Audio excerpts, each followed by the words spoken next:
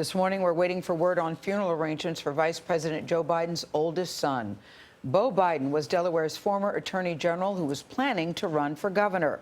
The 46-year-old father of two died Saturday of brain cancer.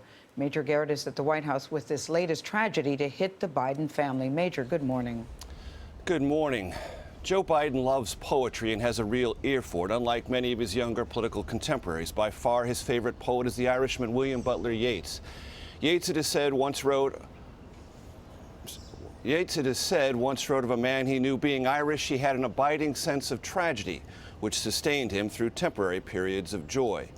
Joe Biden has known tragedy and yet found plenty of joy. And yet now, the abiding sense of tragedy has returned. There was poetry in Vice President Biden's relationship with his son, Beau, whose real name was the same as his father's and grandfather's, Joseph Robinette Biden. As your parents will understand, my dad's definition of success is when you look at your son and daughter and realize they turned out better than you. Beau Biden was already Delaware's Attorney General when he addressed the Democratic National Convention in 2008. I'm Beau Biden, and Joe Biden is my dad. Beau Biden and his brother Hunter both were seriously injured in a December 1972 traffic accident in Delaware that killed Biden's wife and daughter.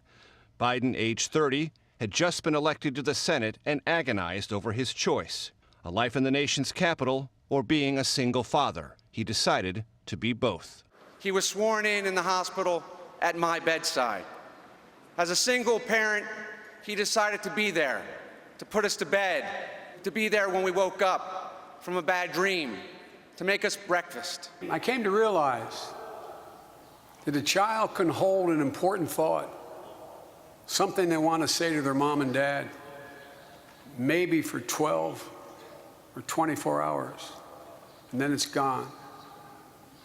And when it's gone, it's gone. In 2012, the vice president discussed the heartache of losing a child.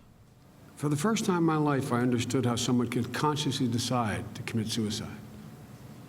Not because they were deranged, not because they were nuts, because they'd been to the top of the mountain,